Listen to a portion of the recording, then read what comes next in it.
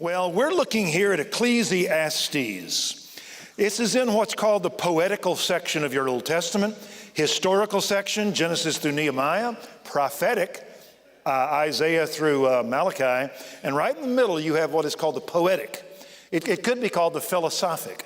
All the books, Job, the nature of evil, Psalms, the nature of God in a wicked world, his glory amongst the wicked, Proverbs, right and wrong in a wicked world, love, sex, and marriage, how it's properly done in the Song of Solomon, and in Ecclesiastes, how you live correctly in the world down here that sometimes does not behave, the world under the sun. A lot of people, when you say we're going to look at Ecclesiastes, they think, boy, that book's so depressing. Vanity, vanity, all is vanity.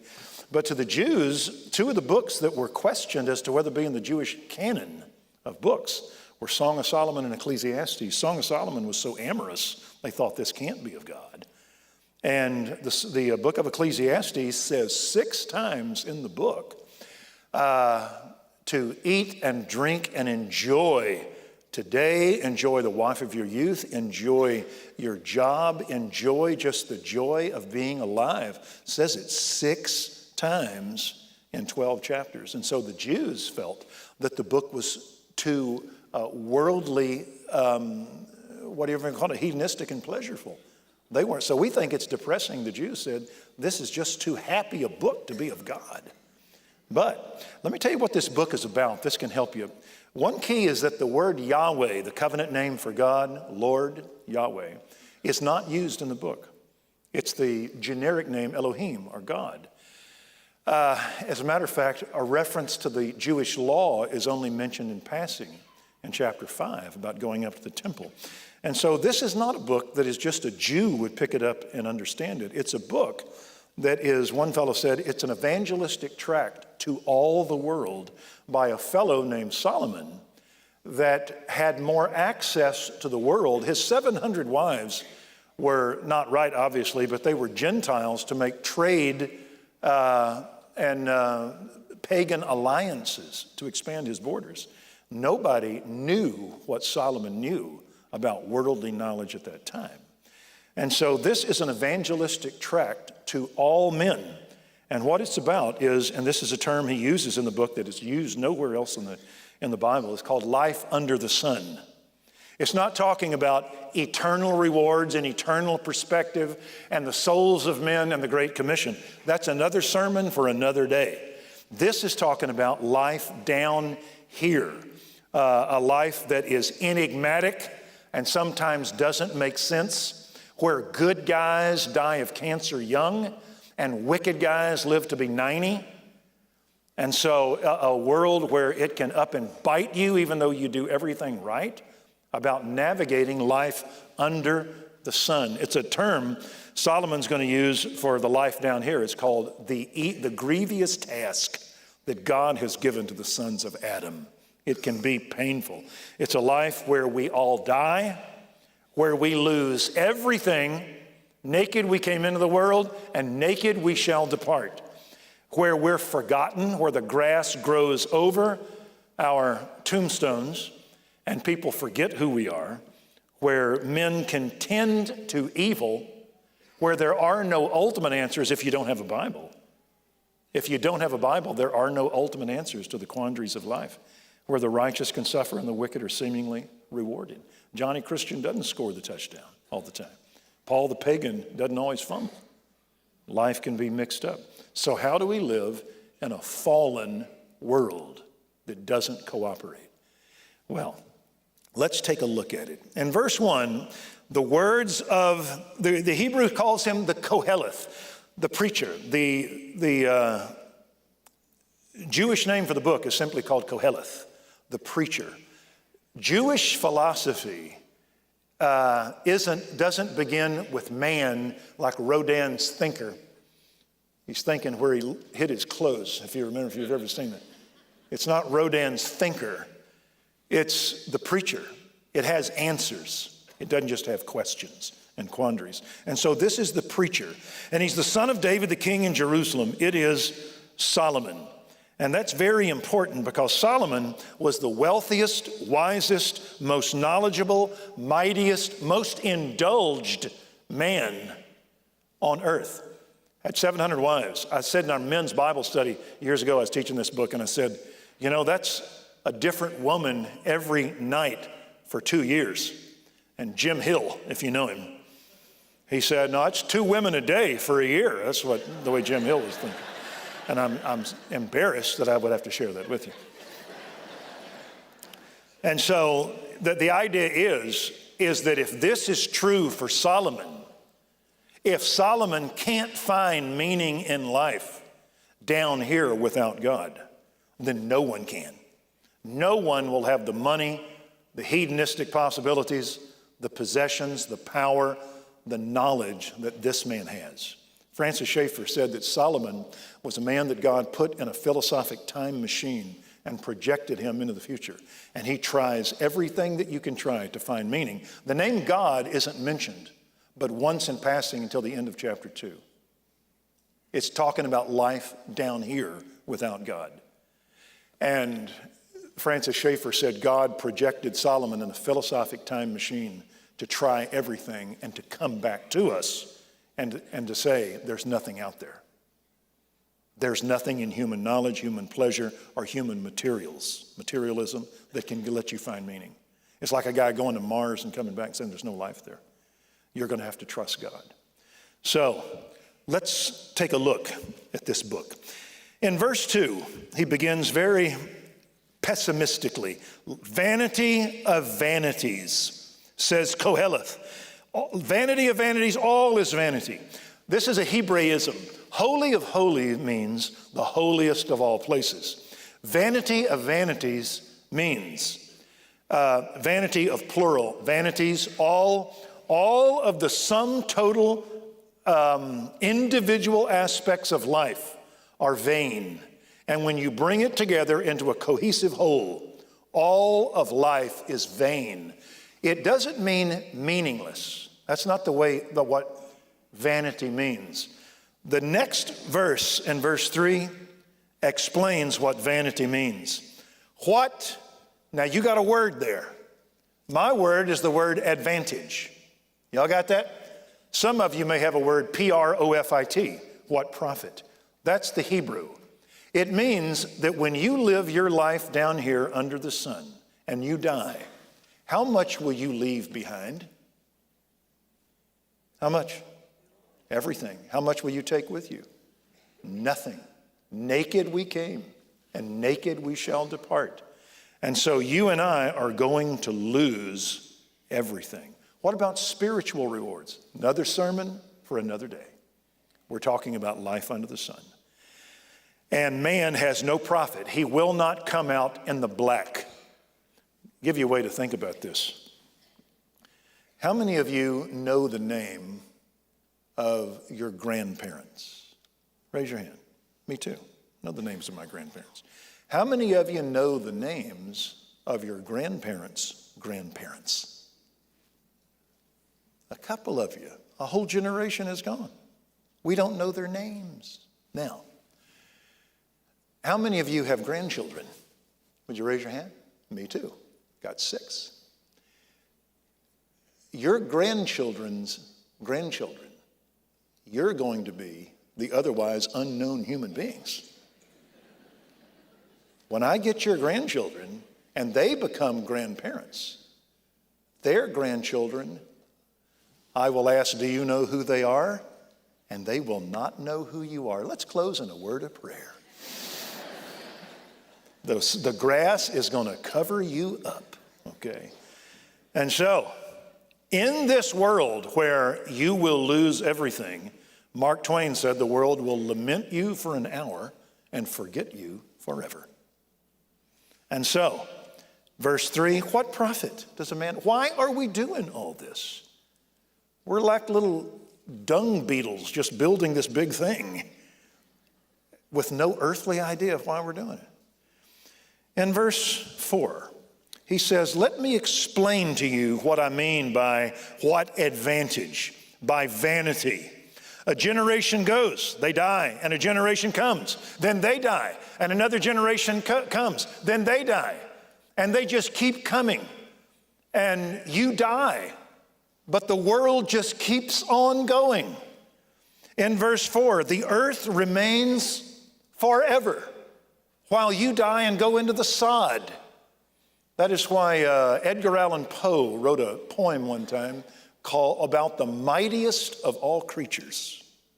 You know what the name of it was? The Conqueror Worm. He was a strange individual because the ultimate conqueror is the worm. He eats the lion, he eats the Tyrannosaurus, and he eats you and me. The book of Job says the worm sweetly feeds until he is remembered no more. You ever seen that on a Baptist marquee out front? You don't preach on that. It's despairing. And so they're going to forget us. The world, life does not have a point in the mechanism of the cosmos that will stop and award you. The cosmos will not sing your praise. It will not give you ultimate meaning. You start losing your youth. You know how old? 27. You're losing more cells than you're making. My son retired from pro baseball because he just got too old. He was 28. My socks are 29. He was 28. And yet, when do you get smart? About 62. You start to get sense. And so, it's madness. And so, watch this. The sun rises and sets. Hastening to its place, it rises again. It's a machine. Pocket. Here's the sun. Dig it. Pocket, a pocket, a pocket, a pocket, a pocket, a pocket, a pocket, a pocket. And it never stops and applauds you. It just keeps on going. And we put you in the ground, then everybody heads off to eat Tex-Mex over at El Matador, all right? And you're gone. Welcome to Denton Bible. We hope you enjoy the exposition of the word. And then in verse 6, blowing to the south, turning to the north, wind continues, swirling along, circular passes, wind returns. Dig it now. Pocket, pocket, pocket, pocket. Shoo, shoo, shoo. There's the wind down here. Pocket, pocket, shoo. It's just gears that are turning, and you're in the middle of it, and it never stops to say, well done.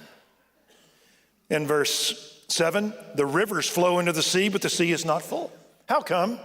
Evaporation.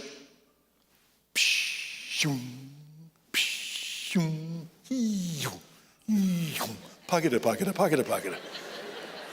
And here you are down here in the machine. You know, Kendall told me, his dad passed away when Kendall was 25 years old. And he passed away out of a seemingly simple procedure, and he just died. And Kendall lost his daddy. And Kendall told me, he said, in response to this text we were looking at, he said, when my father died, we went to the gravesite in the limousine-led parade, and I would see people in the houses, and they were weed eating, they were doing their gardening, guys be roofing their houses. And Kendall said, I kind of felt like, what are y'all doing? My father has died. Y'all need to call off life and everybody recognize that he has lived. But you don't. What do you do whenever you see a funeral procession coming with the lights on? You pull over. For how long? 30 seconds. Unless it's a really famous guy, you pull over for maybe a minute, and then you head on. That's life. And so, in verse 8, he says, the problem is that life won't stop and give you meaning. All things are wearisome. Nature does not come to a climactic point unless, now, does God bring it to its ultimate point? He's the Alpha and Omega. That's another sermon for another day. That's something you have to learn about what God does. We're looking at under the sun. You just die and go into the ground. And in verse 8, man is not able to tell it. Man will not stop and give up in pessimism and quit trying to look for meaning in a finite world. He will not stop to stopping looking for the infinite among the finite, that something will please him. Why doesn't he just turn to God? Because that's too morally uncomfortable. Instead, he'll be a mole underground looking for constellations. He doesn't have the equipment to find God on his own. He doesn't even know who he is. He's alien to the notion of God. Man, it's wearisome. Man keeps looking. Now, what he has shown here is the ultimate question of philosophy. It's a personal man in an impersonal universe. Now, if you're a Jew and you got a Bible, you don't have a problem. In the beginning of time, God, he was already there, created out of nothing the heavens and the earth, space and time, mass and space, the heavens and the earth. And you find out that the stars are up there to give light to man, the animals, so that man can name them and rule them. That I am from the dust, but he breathes into me the breath of life. So the Jew was the philosopher as soon as he opened his Bible. He knew where the physical universe came from. But if you're just under the sun and you don't have a Bible where God speaks to you, Adam opened his eyes and there was God, making himself known in a theanthropic state where Adam could see him. And Adam saw his face in God's. He knew who he was. Nothing else was like him. Adam had no great epistemological problems of who he was and how he could know who he was. But God said, you eat of the tree of life and you live forever. You eat of this tree where you can know good and evil by yourself and get rid of me. And the day you do it, you will surely, you're a dead man. You have cut the tether on your spacewalk and you are sucked into the black darkness. And if you're dead to me, you're dead to everything. Don't you do it. He did it.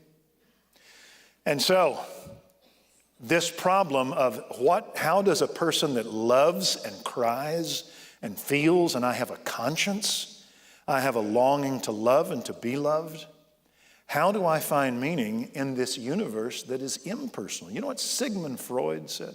He was an atheist. He said, all God is man's ultimate horror of being personal in a cold, cruel world.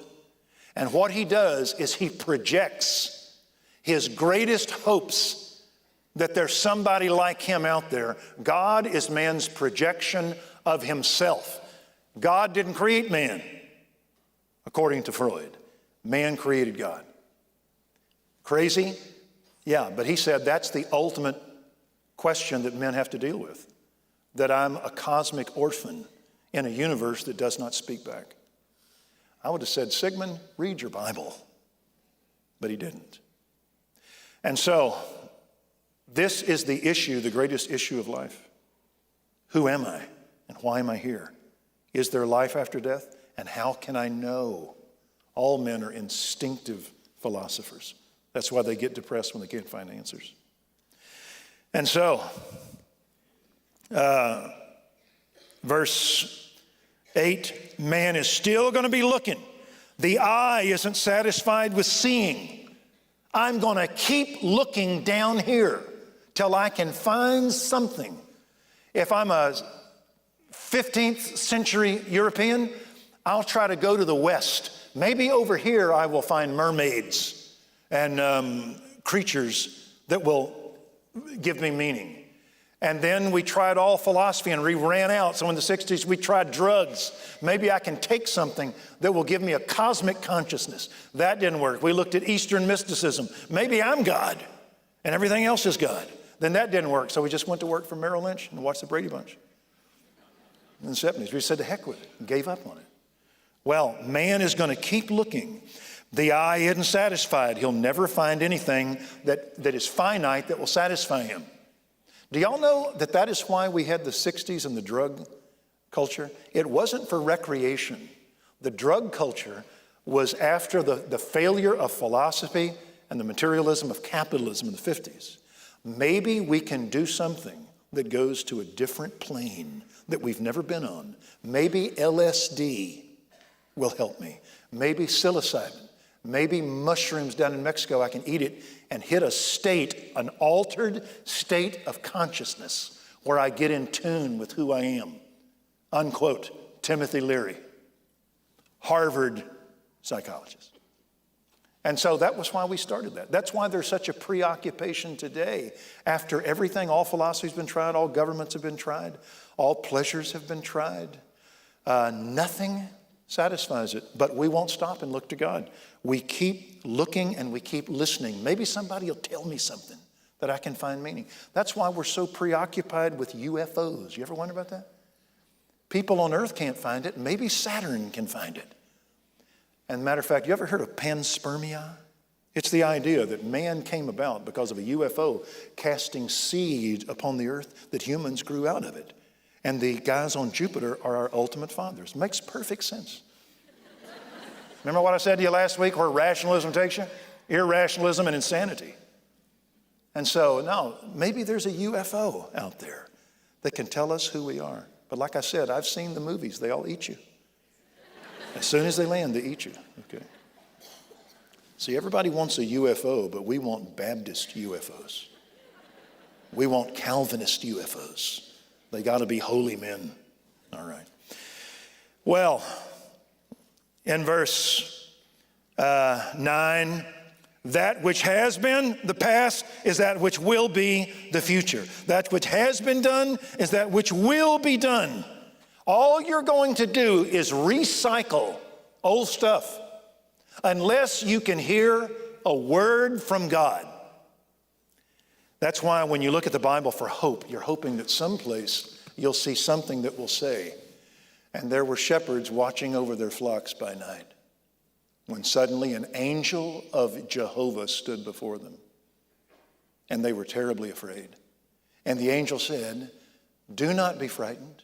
I bring you good news of great joy for all the people. Unto you this day in the city of David is born a Savior, Christ the Lord. And this will be a sign. You'll find a baby wrapped in swaddling, lying in a manger." Lord, baby, Savior. See, that's the ultimate verse right there. Good news of great joy. God has spoken. But we're looking at life under the sun. Before you get saved, you got to get depressed. Getting men saved is no problem. Getting men lost requires a major work of the Holy Spirit. And so, man is going to keep looking. In verse 9, there's nothing, what's your Bible say? New, nothing novel. There is no LSD. There is no experience. There's no person that you will ever find that is going to give you meaning. Now, does this remind you of a verse? Whenever Paul in the book of Acts went to Athens, the seat of all philosophy, and he went to Mars Hill, and there were men on Mars Hill, philosophers, that spent all their day speaking and discussing of anything new. Can we find something new outside the box that will give us meaning? Is there some guy that has thought his way through and broken through the ozone of philosophy to get us in touch with truth? And Paul said, "May I speak?" They said, "Go ahead." And he spoke, and they said, "You're an idle babbler." You know what they called him? A spermologos, a seed picker. All you're doing is taking existing ideas and recycling them and packaging them again. And guys that listened to him said, "Oh no, he is no seed picker." This man speaks to us of strange deities, something we've never heard. For he spaketh unto them of Jesus and the resurrection. He talked about an incarnation, a death for sin, a resurrection from the dead, life beyond this one, somebody who came for us. There's been a rescue craft out there. See, let's listen to him. It's a powerful text. Well, man here is going to keep looking. But in verse 10, is there anything of which one might say, "See, this is new"? No, I'm sorry. It's existed for ages which were before us.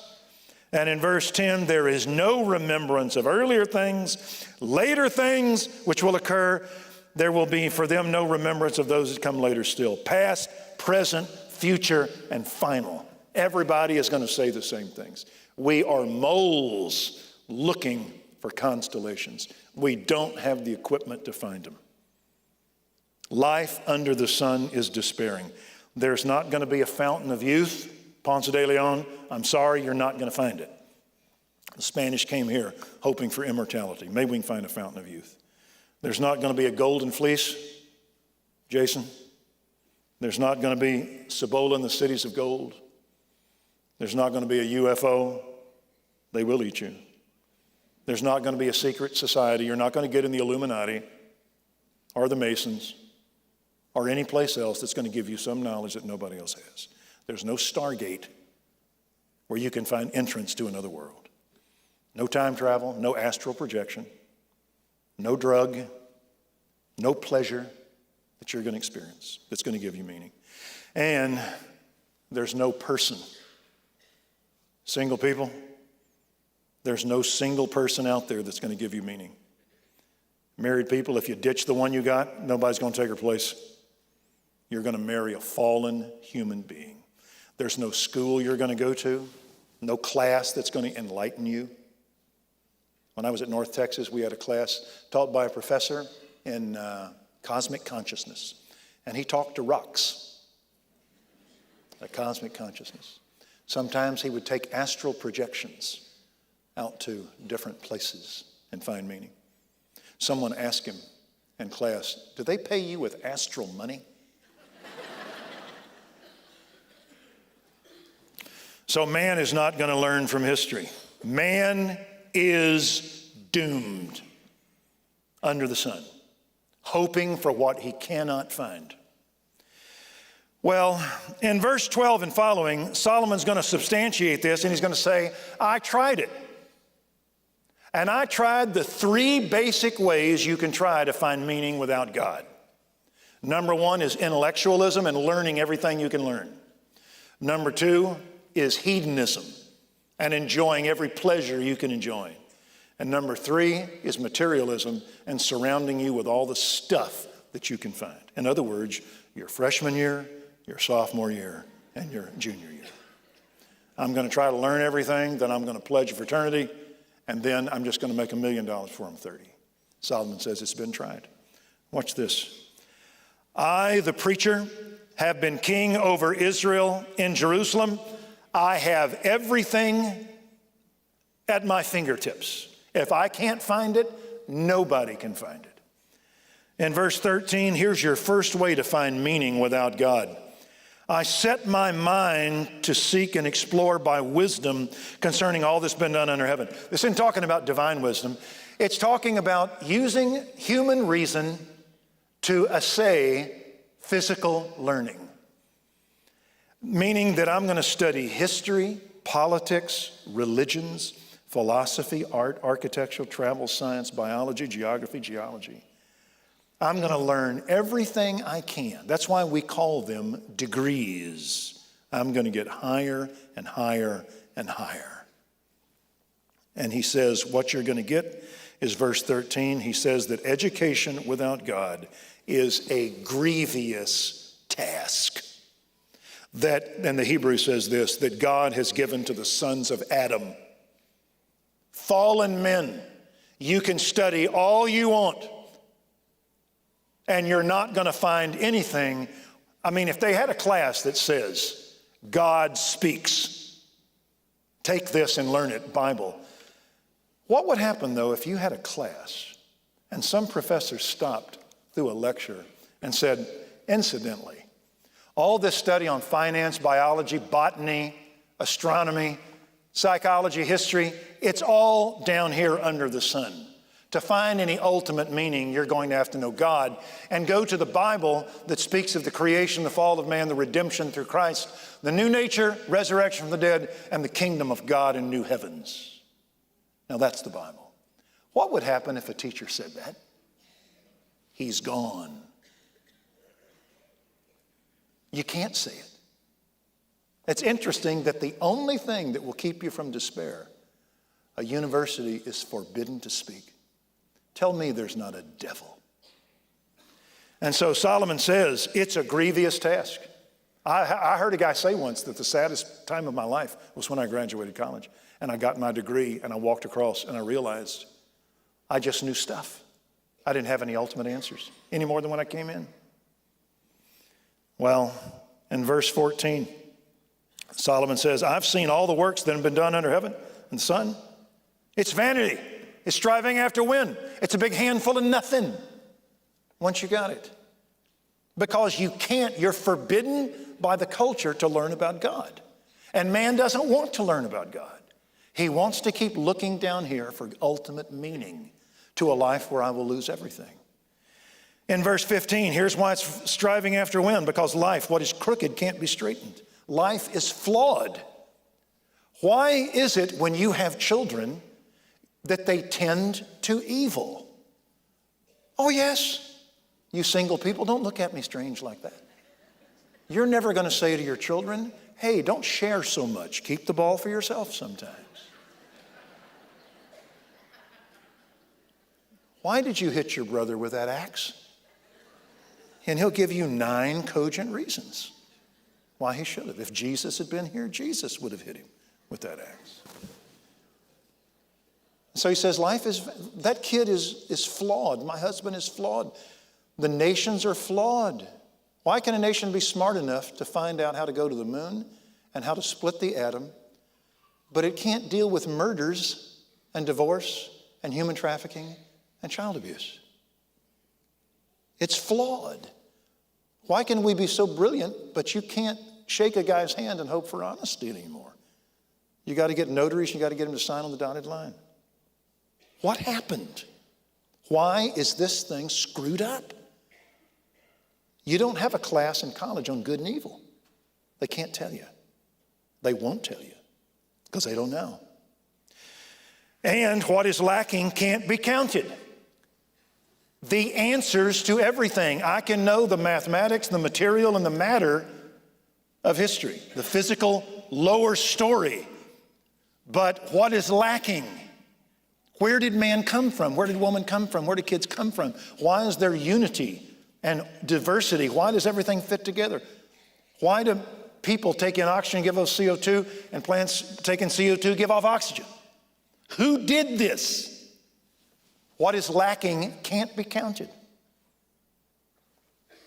Verse 16, I magnified myself and increased wisdom more than all who were over Jerusalem. My mind observed a wealth of wisdom and knowledge. I had 700 wives from outside of Israel that brought their baggage with them, and I learned. And yet, in verse 17, I set my mind to know wisdom and to know madness. I evaluated all I could evaluate about good and evil, success and failures. And I realized it was striving after the wind. I couldn't fix it. Y'all ever heard of a guy named Chuck Colson? Watergate. He became a Christian during his Watergate experience and wrote a book, you remember, called Born Again. It's still selling out there. And Chuck Colson became a Christian. And I don't mean he just, one of them Hollywood conversions. I mean, this guy got saved to his core. And he may have been the most dynamic convert in American history, was Chuck Colson. And he spoke when he got out of prison. He spoke to the Dallas Christian businessmen's luncheon where you invite everybody, and everybody wanted to see him. And I got in there as a young guy, I was 23 years old. And I watched Chuck Colson get up, and he was the smartest guy in the room. Marine lieutenant, Ivy League graduate. He said, and I'll never forget it, it just burned into my mind. He said, gentlemen, I was one of 6 men on planet Earth to have open access to the Oval Office. I walked in when I wanted and I left when I wanted. And he said, in all of my acts of governance. He said, I didn't change one single human life. He said, after I was put in prison, a magazine put my testimony out, and I got a letter from a serviceman whose life turned around from my testimony. And that's why he committed his life to prison ministry, bringing prisoners to faith. He found out a way to change them. But that's what he said. I didn't change one person. And so Solomon said, I learned all this stuff, and it was for nothing. How many of you remember the movie Citizen Kane? Well, all three of you. We'll meet at Cracker Barrel and talk about it. The richest guy in the country, and at the beginning of the movie, he is tearing down everything around him in a rage. He's destroying it because it gave him no ultimate meaning. He couldn't be a good husband. He couldn't have a good marriage. He couldn't be a good employer. He couldn't be a good citizen. Couldn't be a good newspaper guy. And he just tore it down. One of the things you see in the movie that gets bigger and bigger is the motif of the fireplace. His fireplace gets bigger and bigger. And at the end of the movie, they're throwing everything in the fireplace and they're burning it. And what he's looking is for the one word. What's the one word on his lips at the beginning of the movie? Rosebud. If you hadn't seen the movie, I'm going to ruin it for you right here. All right. It's kind of like Psycho. He's his own grandmother. All right. Now go see the movie. Beginning of the movie, Charles Foster Kane says Rosebud, and you spend the rest of your life trying to find out what the richest man in the world has on his mind at the end of his death. It turned out to be the sled he played on as a kid in Colorado. I wish I was a little kid playing in the snow. Rosebud. The camera pans away from his mansion, and you see on a chain link fence a sign that says, warning, do not trespass. Don't do this to a capitalistic world of the 50s. Well, in verse 17, I set my mind to know madness and folly, and I found out it's striving after wind. It's a big handful of nothing. And so now, because in verse 18, the more wisdom you have, the more grief you have. The more knowledge you have, the more pain you have of the stuff you cannot fix. So there goes your freshman year. Now let's pledge Kappa Sig. Chapter 2, verse 1, I'll test you with pleasure. Let's try hedonism. Let's drink it, drop it, smoke it, chase it, and let's just have hedone, pleasure. Verse 2, I said of laughter, it's madness. Of pleasure, what does it accomplish? This is crazy.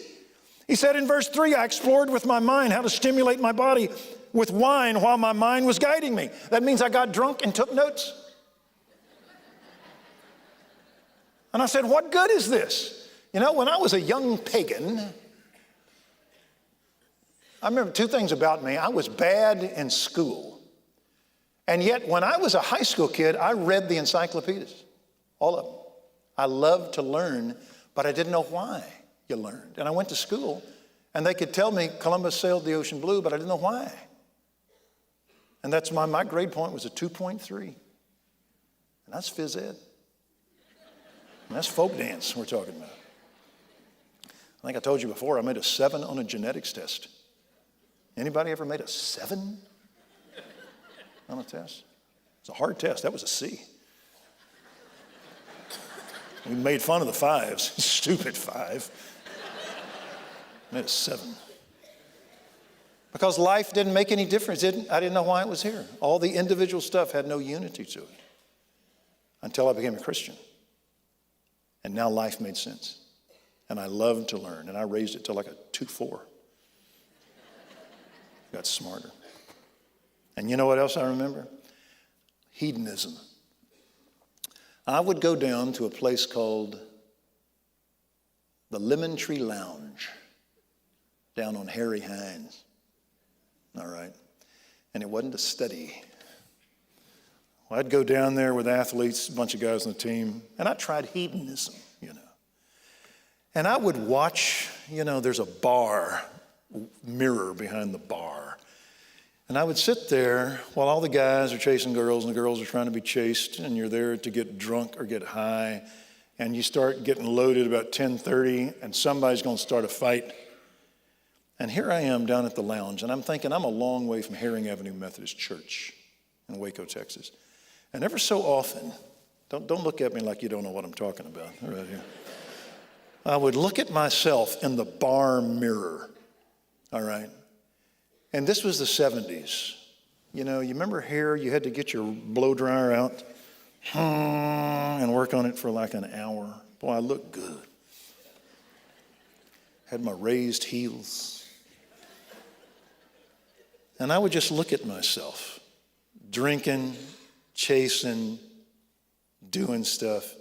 And I remember I would just stare at it and think, this is insane. I have lost my mind. And the next day you'd come down the athletic dorm, you see a bunch of guys down there eating breakfast. One guy's eyes swole shut, got blood on his teeth. You're broke. You woke up married and tattooed. You didn't know who to. And you'd see them down there and they go, boy, that was a good time. And I remember thinking, this is crazy. This is insane. Well, that's what Solomon says. Money wouldn't work. Pleasure, it's insanity. What's the next thing? We're out of time. Come back next week, but don't die. Whatever. We need a song. Boy, do we. I'm going to show you a perfect song. I love to tell the story of unseen things above. Amen. Let's stand together, all right? How many of you know this? Written by Solomon. I love to tell the story of unseen things above, of Jesus and his glory, of Jesus and his love. I love to tell the story because I know 'tis true. It satisfies my longings as nothing else will do. I love to tell the story. 'Twill be my theme in glory to tell the old story of Jesus and his love. Second verse. I love to tell the story for those who know it best, seem hungering and thirsting to hear it like the rest. And when in scenes of glory I sing the new song, 'twill be the old story that I have loved so long. I love to tell the story. 'Twill be my theme in glory to tell the old story of Jesus and his love. Pray with me. Father, how bleak it was, how bleak it is, how bleak it would have been had you not penetrated into our finiteness and made us pessimistic and hopeless in finding meaning down here among the roots and the berries and the grass and the clods of Adam trying to find meaning from his inherent dust of the earth. Oh God, thank you that you called us to yourself. You taught our hearts to fear. You opened our eyes. Indeed, Solomon has not mentioned God here, but in passing. This is man without God. The most egregious practical joke on all of nature. One with longings that cannot be met. Thank you that in spite of the great divorce of man from you, that you have come as our bridegroom to seek us out, to give us rebirth, to give us enlightenment to where all makes sense and all is at peace. Help us to understand the world we are in, this forsaken rock where we were cast. And we'll ask it in Jesus' name. Amen.